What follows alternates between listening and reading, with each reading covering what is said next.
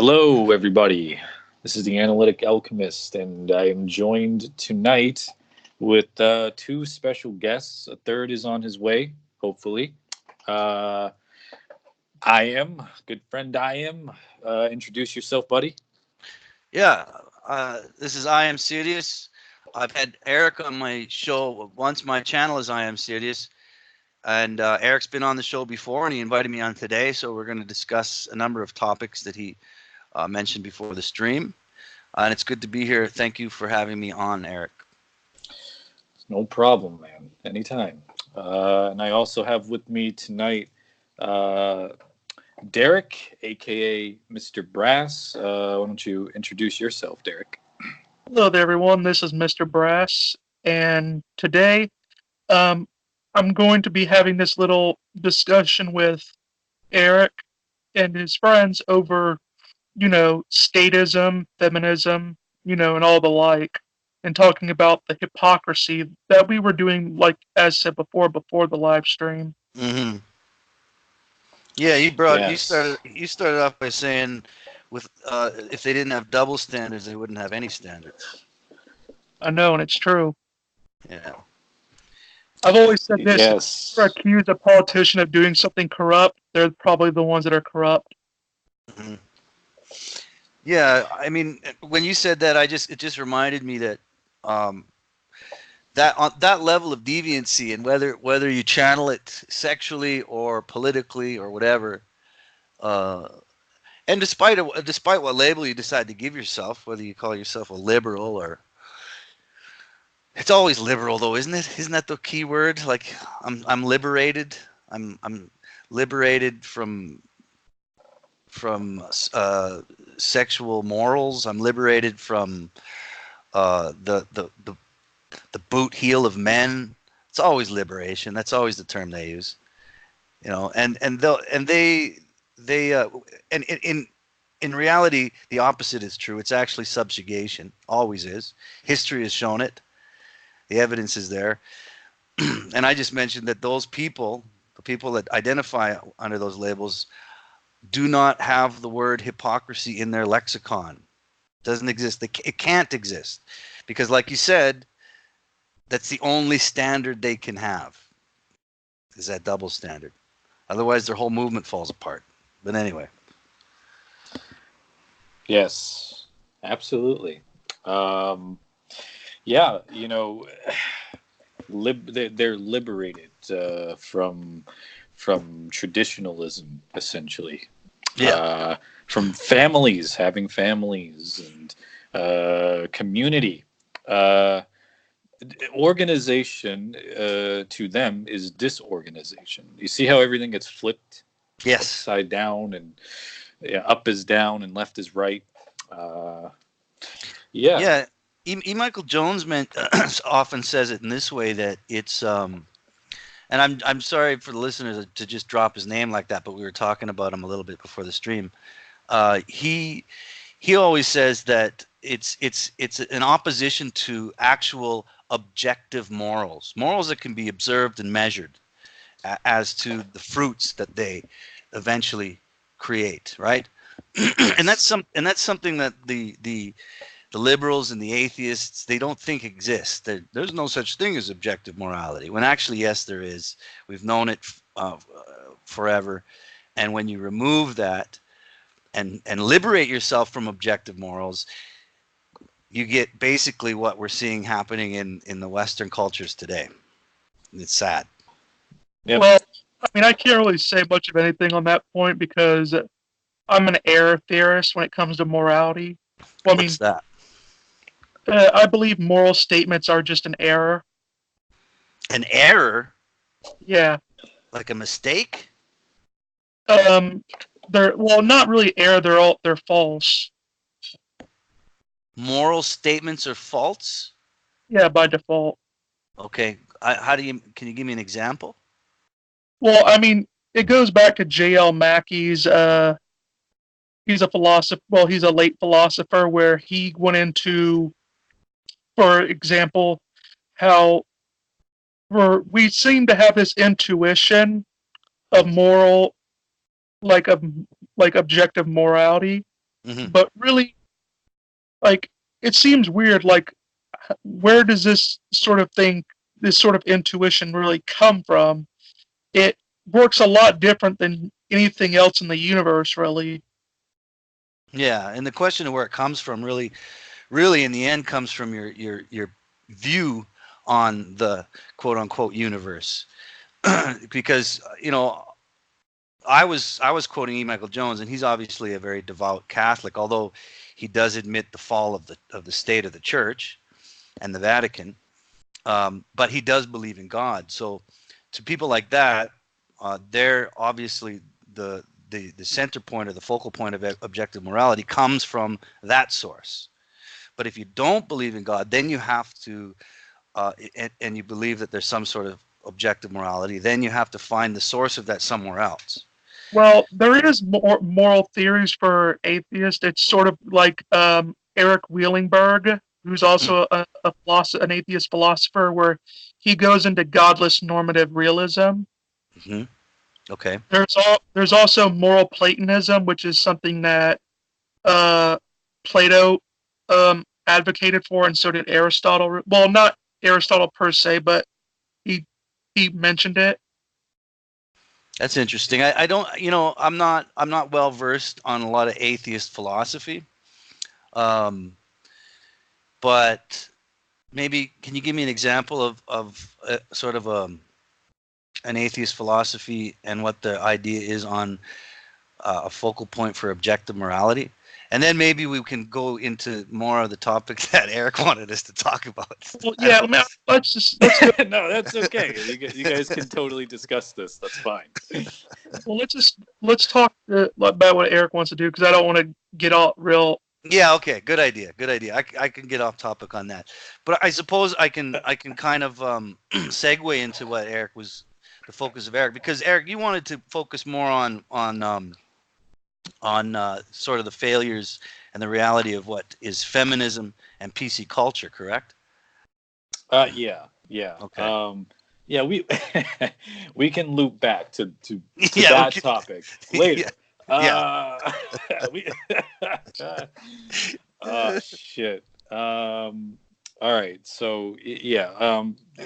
Basically, my overview of feminism, and I'm not just talking about modern feminism. You know how they break it down in waves: first wave, second wave, third wave.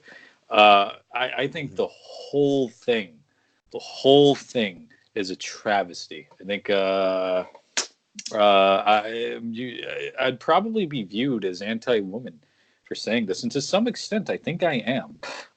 Because misogynist. Yes, misogynist. Yes, I'm a self-proclaimed misogynist, 100%. no shame in I am the game. People say that I'm a misogynist. I said, and I know I'm not. I'm a misanthrope. I hate all people equally. Right. Not me though. I'm actually a misogynist. So that's lovely. Yeah.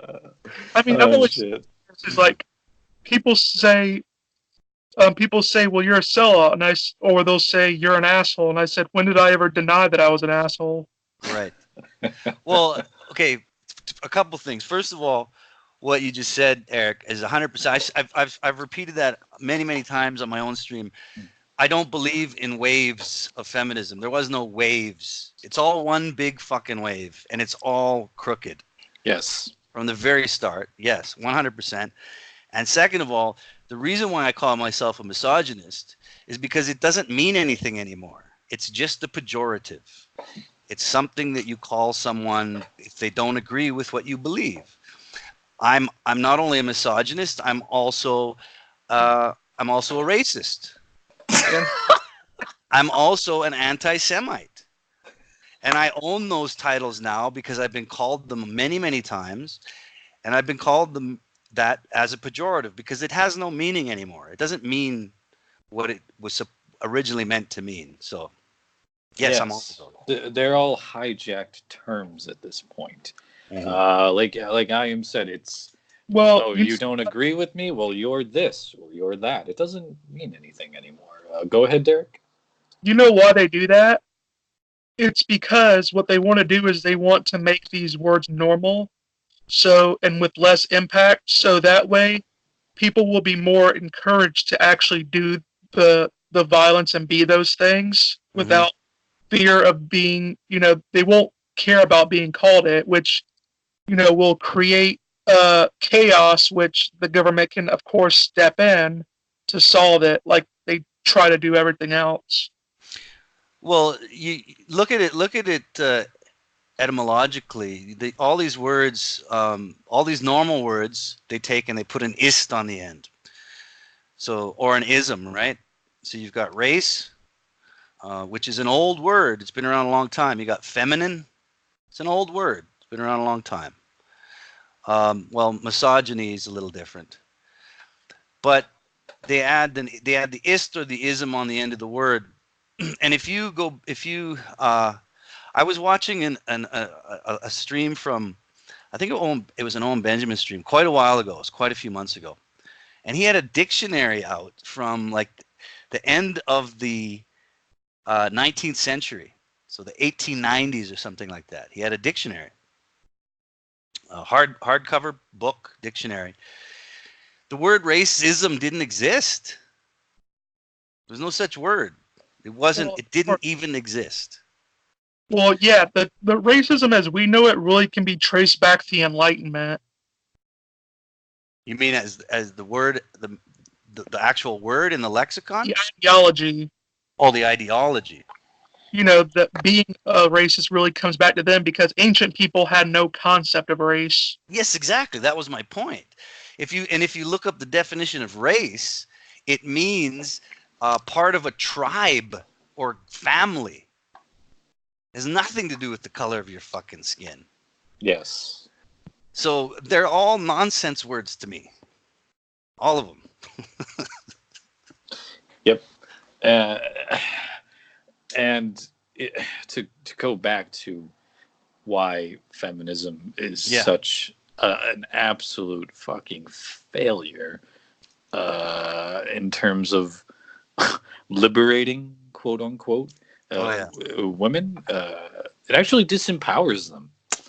Uh, One, it encourages them instead of creating a family um, and being a mother and a wife, which is just what their natural role is. Mm-hmm. It's built into their biology. I mean, there's kind of no getting around that. You can't explain the female anatomy without reference to the male anatomy, and vice versa. Right. Yeah.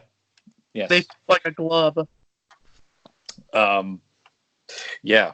And when instead of those things, they're told to go out and be career women, and to go out and the sexual liberation and all that. Oh, go sleep around with as many people as you want.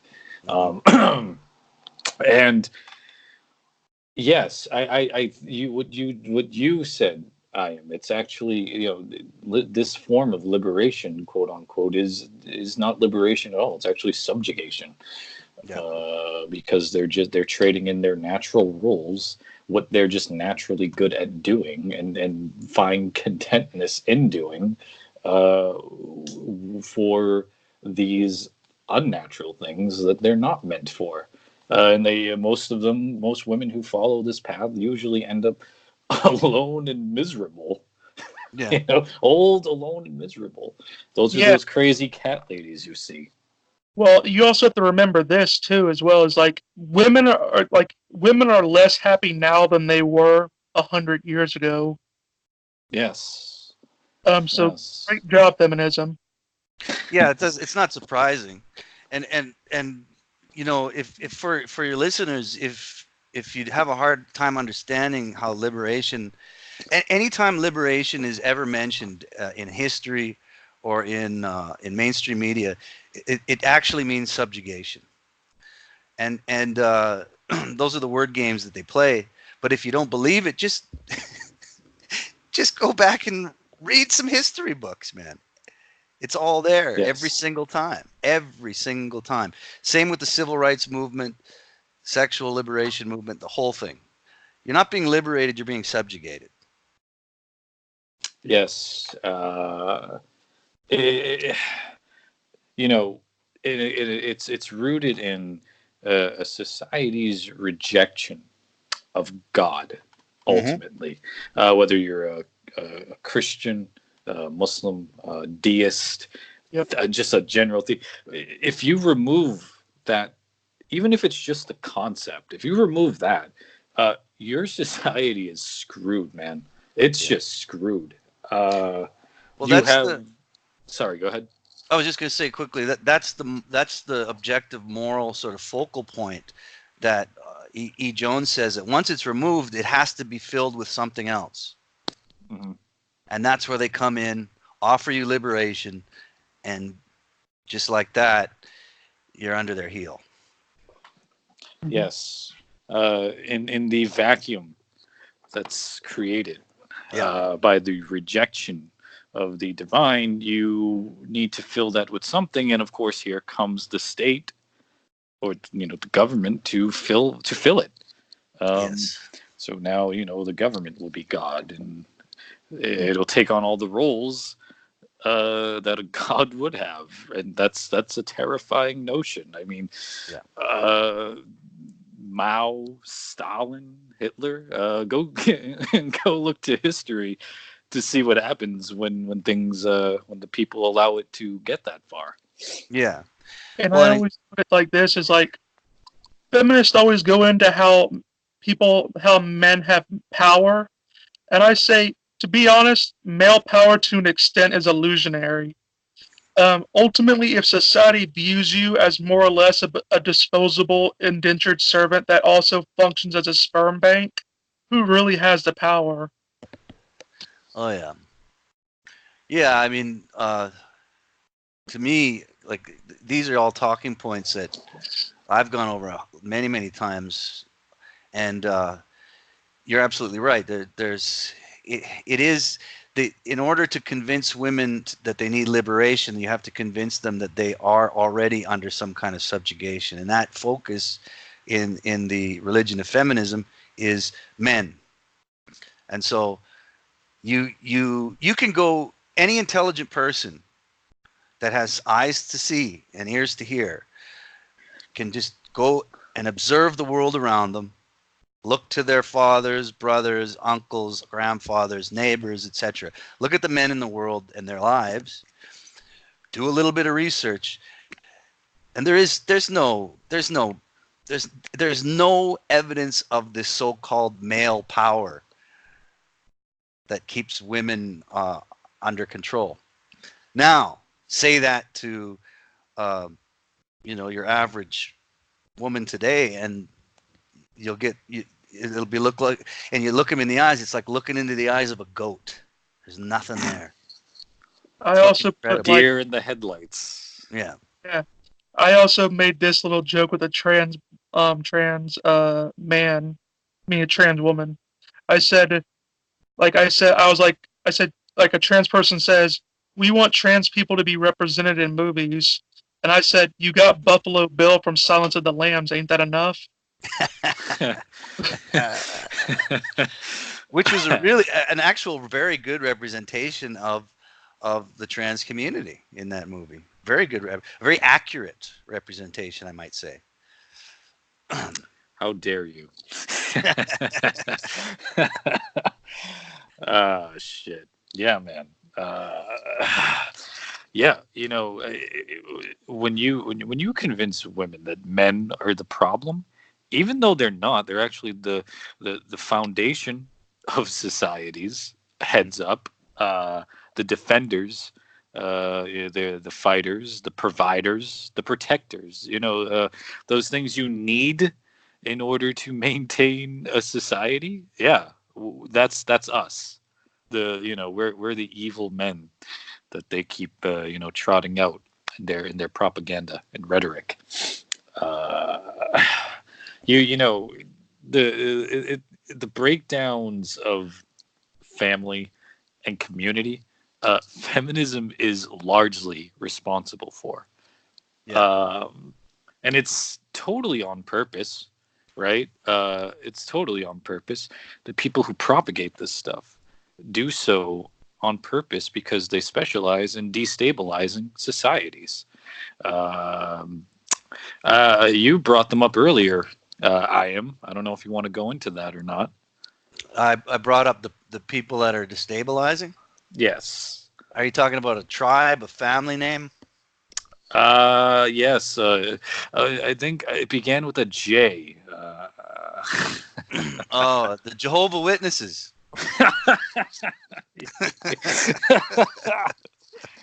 Yes.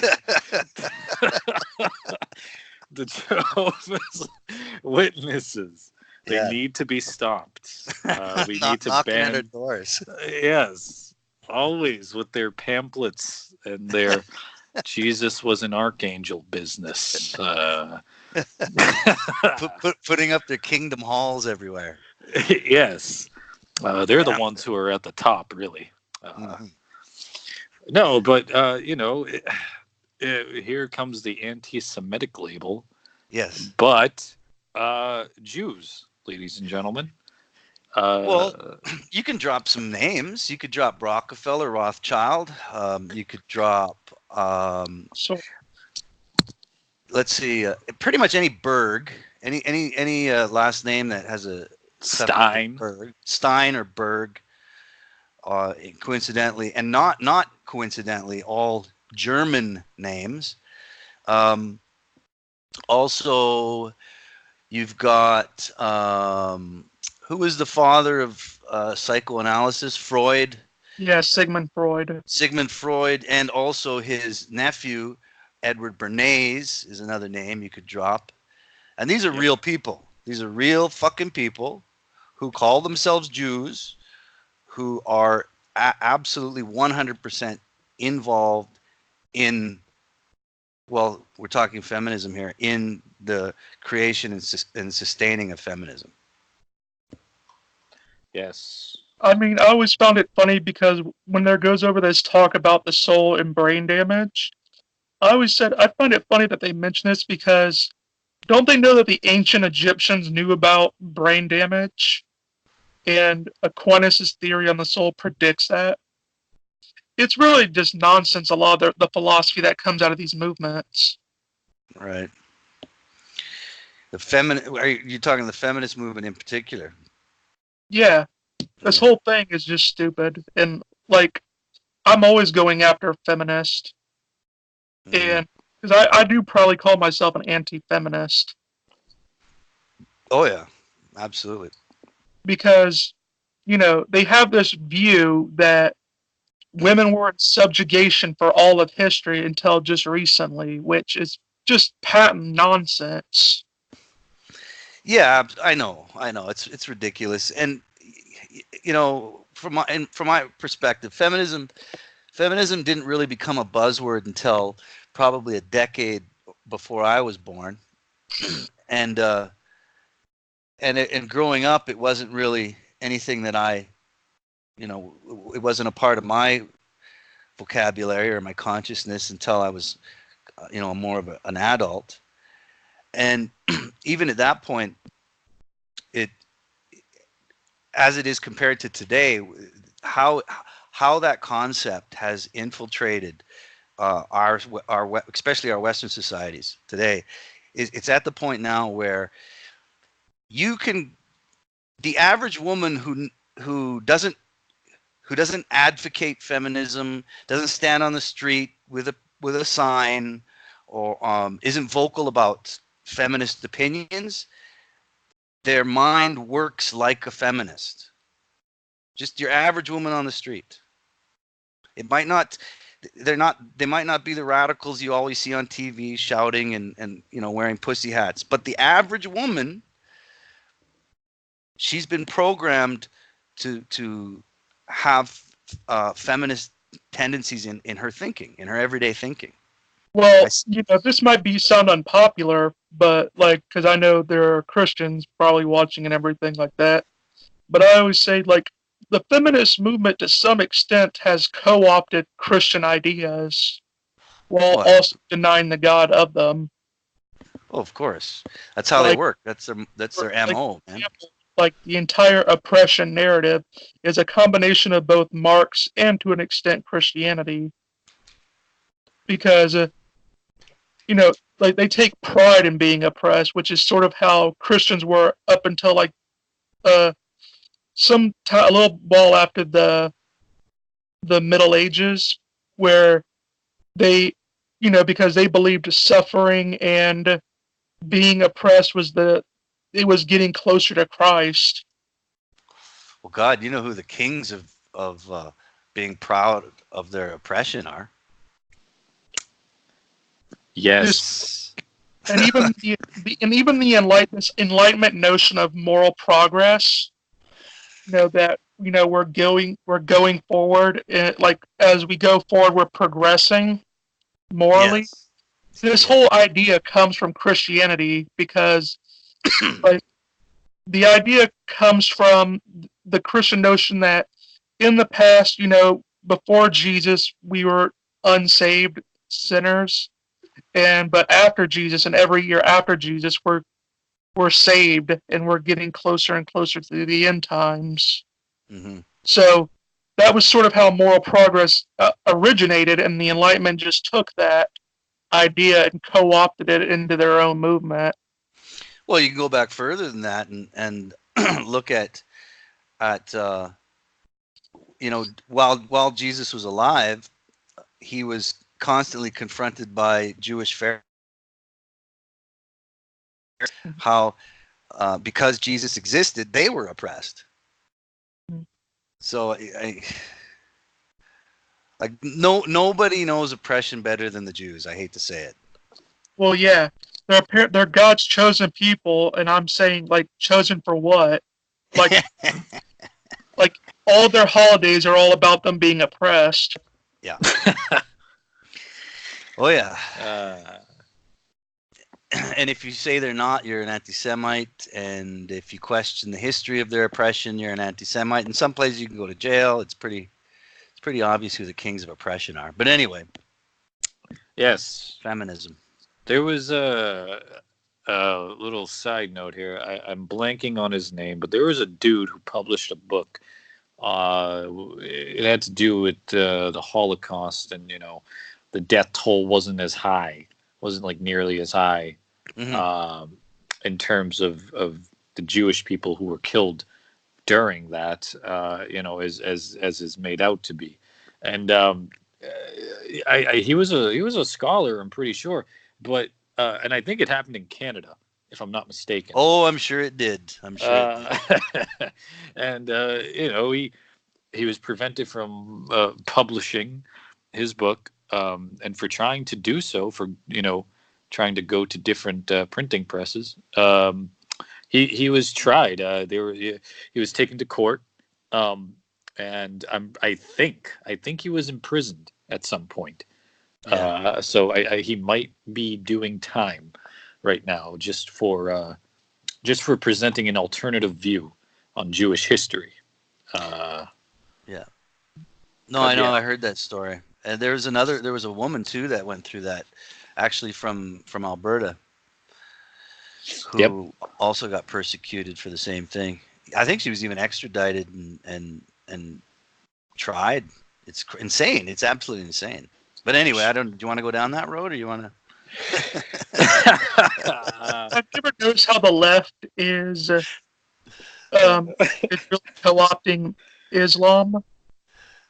Yes. Yeah, I find that fascinating. Well, you know why? Why is that? Because Islam is completely pro-government. Oh yeah.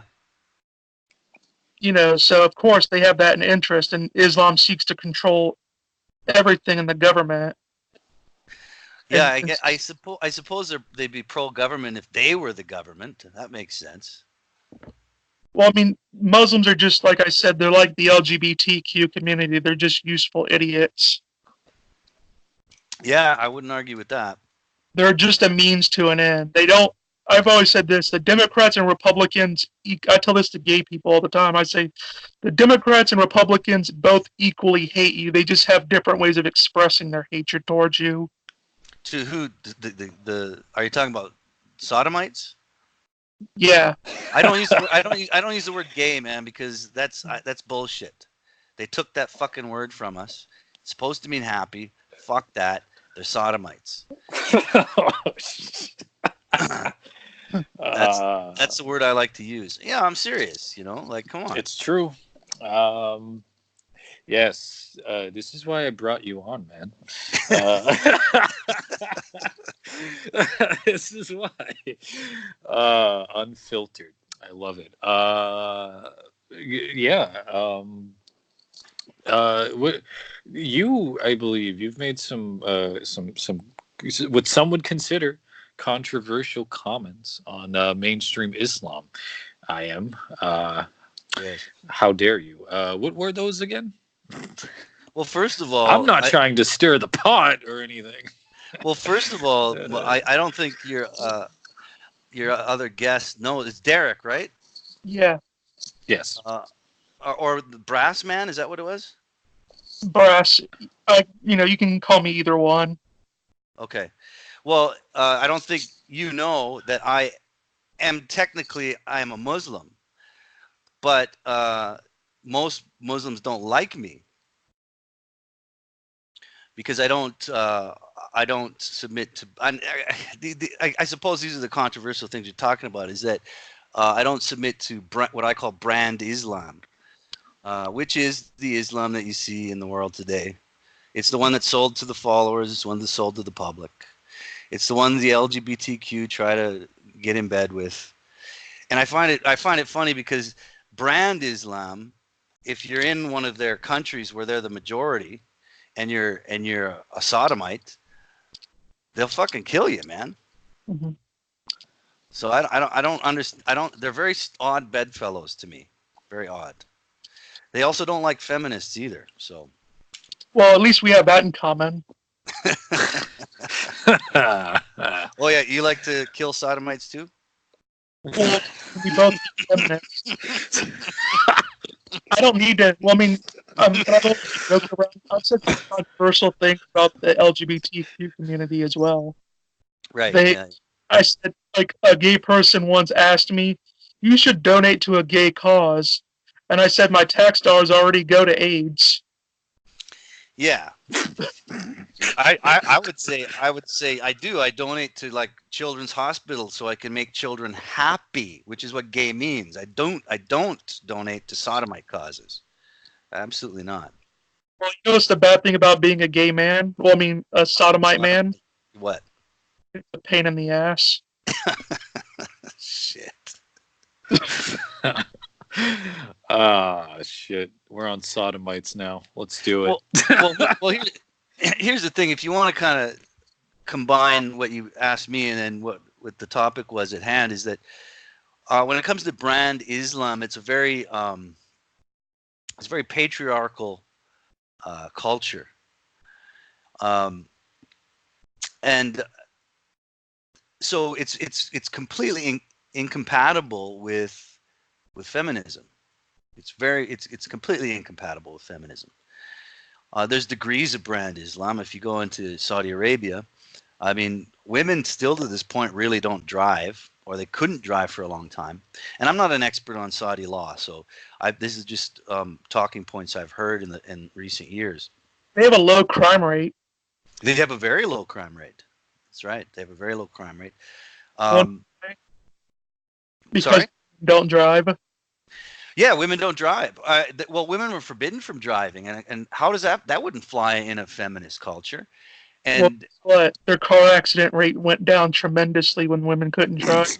Oh, absolutely, 100%. I mean, I'm sure their insurance costs were so low too, for male drivers. And in that sense, if a woman is not allowed to drive, then what that does is it puts the responsibility on the men to basically be their taxi. And also in these brand Islam cultures, because you got to remember, Saudi Arabia doesn't have Saudi Arabian culture anymore. It is brand Islam culture, and it's a really strange chimera now. And if you go to other countries, like for example Indonesia, where I lived for many years, uh, it's the most populous Muslim country in the world, and what the brand Islam that they're adopting in countries like Indonesia it is a strange chimera of Saudi culture and this brand Islam culture. It's very, very, very bizarre. So for example, in this brand Islam Saudi culture that exists in Saudi Arabia today, women not only can't drive, well, I think they are actually allowed to drive now. That's what I've heard. Okay, that's what I've heard. I don't know how true that is, but that's what I've heard. But for the most part, women weren't even allowed to leave the house without a male chaperone or travel without a male chaperone. And so, again, that's completely at odds with feminist ideology. So I don't really, it always makes me laugh when I see he's kind of shouting to support this brand Islam Saudi culture. It's very bizarre. Very, very bizarre. Yes, quite. You know what I've always I've noticed? Well, I mean, that could explain, like, them co-opting Islam. That would also explain why they're trying to normalize pedophilia. Yeah. Well, the normalization of pedophilia, it's pretty simple to see where that's coming from. I mean, that's really coming from the sexual liberation of the Western countries, and just the gradual acceptance of more and more sexual degeneracy. You won't last a day in brand Islam culture if they find out you're a sodomite or a pedophile. You're gone. You're hanging from the rafters. And I think what a lot of people confuse in the brand Islam culture is that there's always the sound bite going around where, Muhammad married a 9-year-old, or her age is controversial even in brand Islam, but of course mainstream media says he married a 9-year-old, and this is the one thing even Owen Benjamin said this. He goes, he married her, he didn't fuck her, he didn't rape her and then fucking throw her off to the other sodomites. Big difference. It's not rape. He likes it. That's what the sodomites say, I guess. Well, But that's the big difference. I mean, you know what I always said? Muhammad, peace be upon him, he should have been Catholic. No one would have ever found out about Aisha. Yeah, right. Well, the Catholics don't marry them, man. They just rape them. See, that's the big difference. So, like, if you go into, regardless of how you paint it, no matter how hard you try to paint it as some kind of equivalency to the sodomite pedophilia behavior, it's just not there. And obviously you're talking about something that happened 1600 years ago, 1400 years ago, but regardless of how true any of those details are, but that is the biggest difference.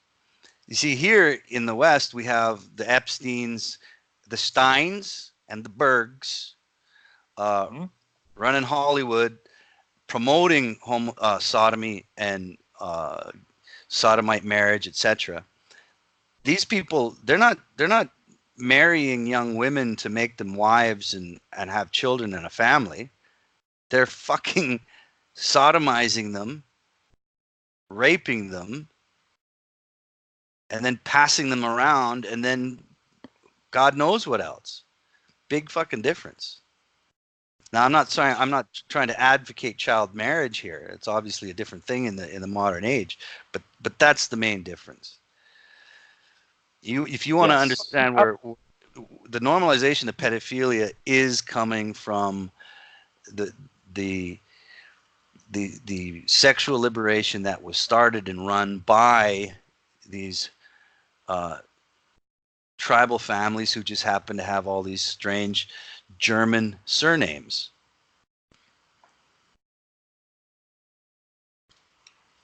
Yeah, exactly. I mean, I've always, I've always found it funny is like with the, I mean, to me, I think that's ultimately why the left is co-adopting Islam because Islam as currently is very statist, Hmm. and so Muslims are just more or less they're like they don't agree with their ideology, but they agree with their methodology. Right. Yeah, I can see that. I can definitely see that. So I mean, they both have a common goal of having the government control everything. Right. So the only thing that they're left to do is they just have to manipulate the ideology of Islam so it conforms to them. Yeah, but that ain't gonna happen, man. Yeah, I know. And That that's ain't gonna happen. they want to keep the statist side of Islam while taking out the parts that they find inconvenient Yeah. with sodomites. Yeah. Yeah, it's bizarre.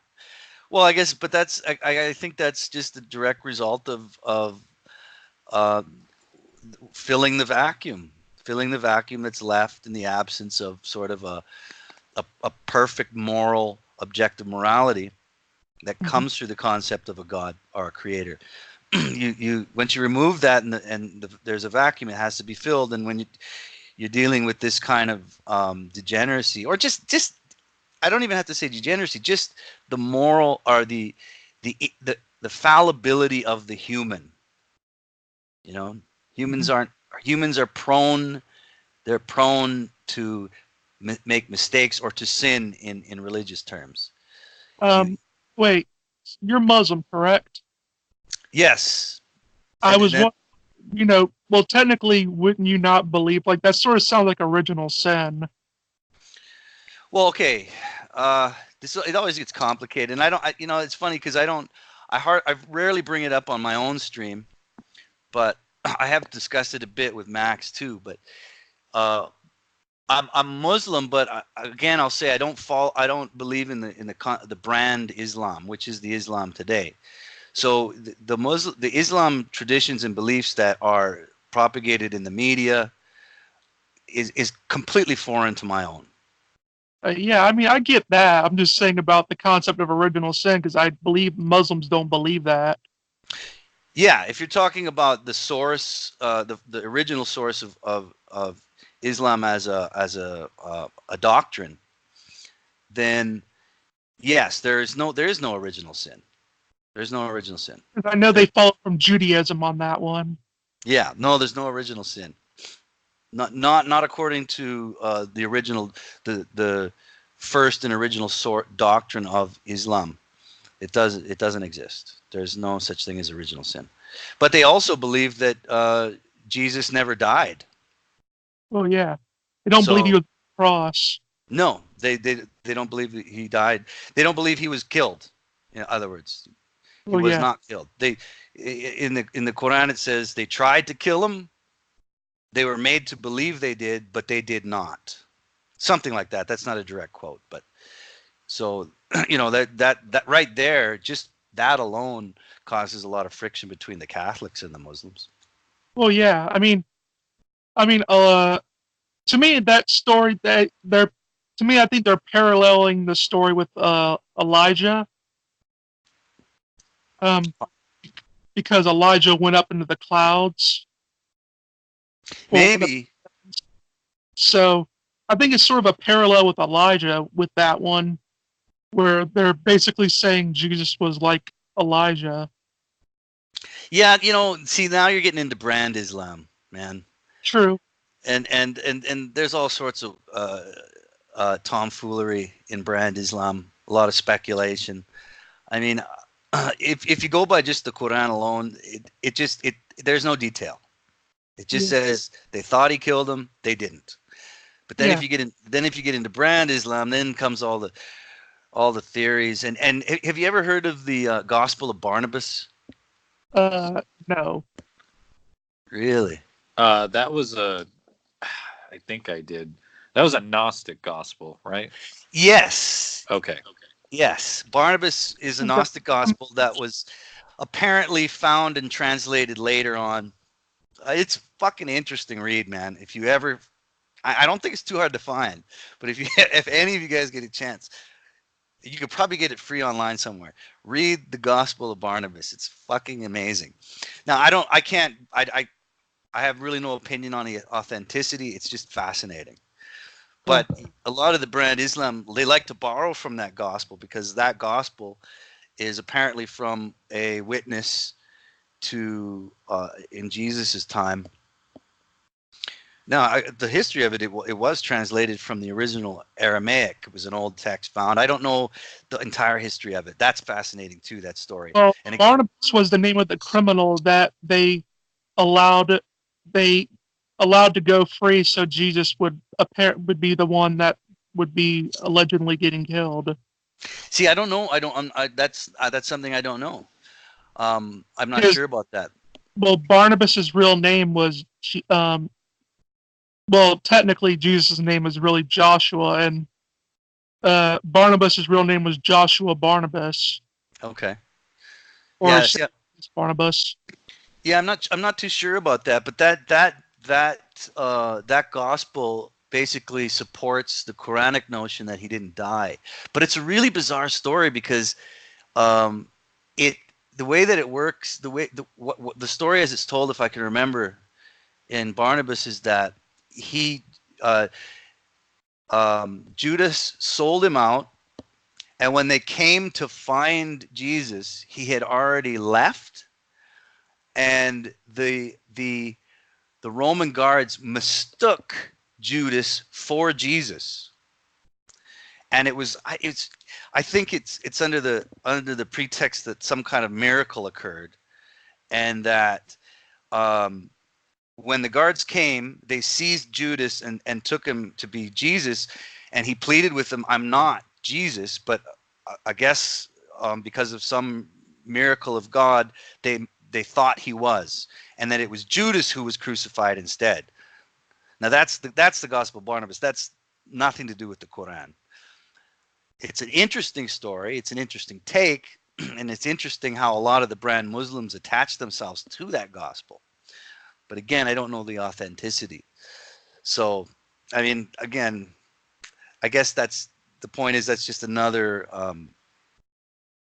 another sort of wedge between those two faiths of Islam and Catholicism. Well, yeah. Well, I mean, they both agree on the child fucking, so they have that in common. No, not child fucking. No. You can't fuck a child if you're a brand Muslim. You'll get your head cut off. But you can marry one. You can marry one. But again, I spent 13 years in Indonesia. It's the most populous Muslim country in the world. I'm sure there are child brides or grooms, because let's not be stupid and assume it's only girls that are getting married off as children, because it does happen to boys. Yeah. But I'm sure there are child marriages going on, but it is not a regular practice, and nor is it anything that's endorsed in the Quran. So, yeah, it's different. If you were living in Saudi Arabia and you raped a child, you're dead. Your head's cut off. If you're a Catholic priest and you rape a child, I guess what did Max say? They go to a monastery or something? A sweat Yeah, they lodge. get.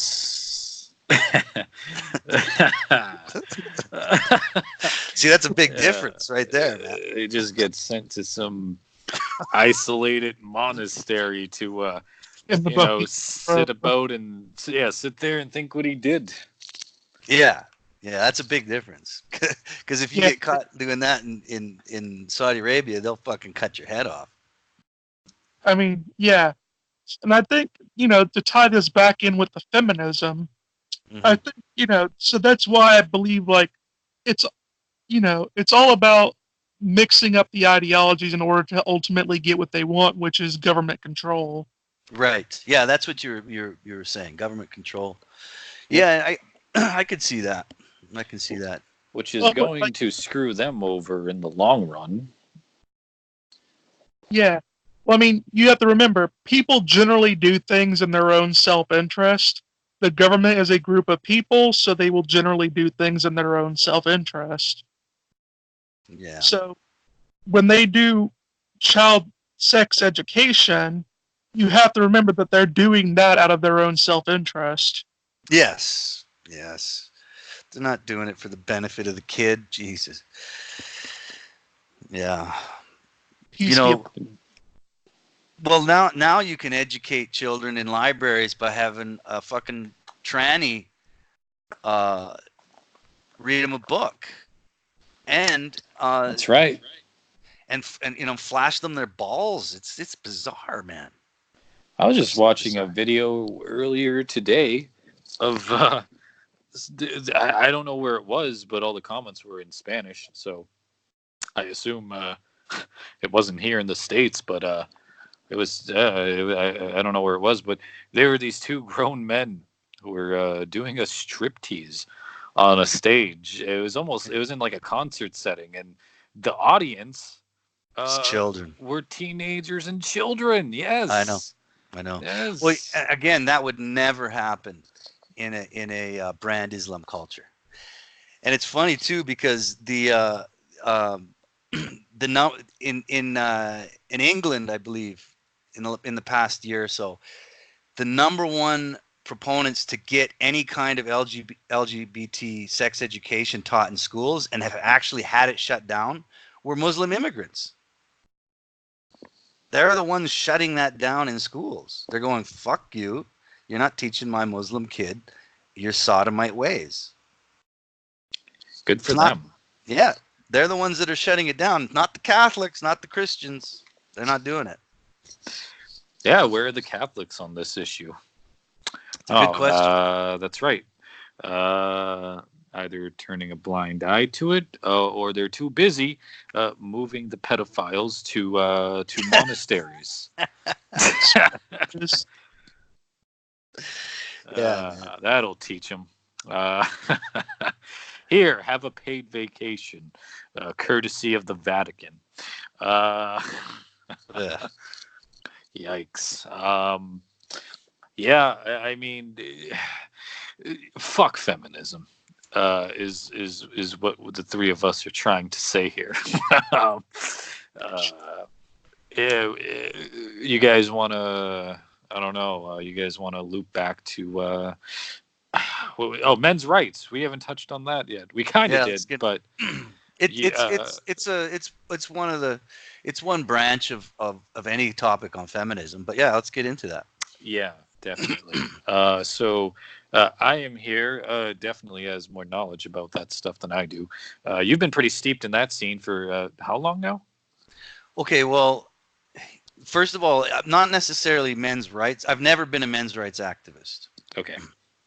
I've always, for the last, God, I don't know how long, maybe 8 years, I've gone under the MGTOW label, and I prefer that label because it generates very little attention. It's usually the MRAs that get attacked, but if anybody does, if anybody looks into it and sort of kind of tries to understand what the MGTOW label is, then you're a fucking horrible person. 100%. But it's just so under the radar that most people don't really know what it is and they kind of walk over it. And it's the MRAs that are constantly getting attacked by the feminists. For example, what was her name?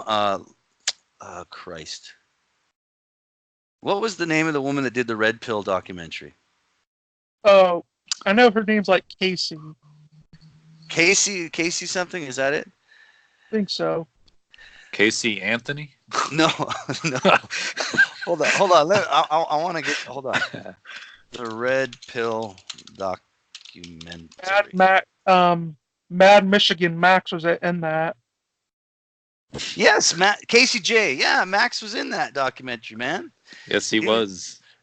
So, for example, all right, Cassie J is her name. Sorry, Cassie J. So when she came out with the documentary a couple years back, and uh, that is when MRA became like a really horrible pejorative. Okay, so if you were it's like being called an anti-Semite, right? It just becomes this pejorative. So if you were an MRA and you were associated as an MRA, that meant you hated women. And when she went around trying to promote her video, I think it was the Australian media completely, all your supporters are a bunch of MRAs and white supremacists and every other pejorative and Nazis and so on and so forth. So that title, the MRA, I've never really been a part of it, and the other reason why I've never really been a part of that title or that movement is because when I started doing MGTOW content on YouTube, God, maybe 8 years ago or so, 6, 7, 8 years ago, whatever. But anyway, there was the MRAs hated MGTOW, despised them. Right? We were the woman haters. We were all misogynists. And so I'm like, I don't want anything to do with these fuckers, man. I don't want anything to do with them. But I do have, I mean, I've had lots of discussions with MRAs. I've talked on the topic a lot. And I guess even, Esme knows more about it, man. He was MRA, like 100%. He was there. And I guess with when it comes to men's rights, MRM's the men's rights movement. And the MRA is a men's rights activist. So you're active, right? That's why I didn't like it. I'm a MGTOW. I'm not an activist. I'm an inactivist. Right. I do my own thing, man. I don't want to be a part of your activism. Well, and, huh? I even got I got a book on men's rights. It's called Loving Men and Respecting Women: The Future of Gender Politics by Tim Goldrich. Dr. Warren Farrell, did a preface on it. And yeah, so I mean, I read the entire book, and this is a massive book. This is like, I don't know, it's like, yeah, it's like almost like it's more than 450 pages long. What's the title again? Loving Men, Respecting Women. Okay. And what's it about?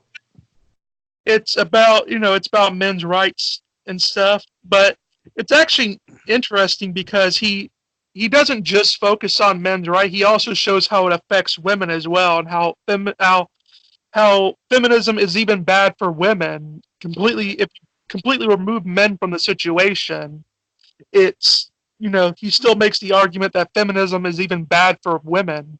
Right. Well, that's what that's the thing is you can't really have men's rights, the MRM or the MRA, without feminism. Like because it exists because feminism has become what it is. And I think one part of men's rights is a recognizing of all the lies that feminism tries to sell the public about men. That's a big part of it. The myth of male, wasn't it? It was Warren Farrell. His book, The Myth of Male Power. It's right there in the title. Well, yeah, it talked about how, society views men as disposable, and they encourage them to do things that make them disposable. Yes.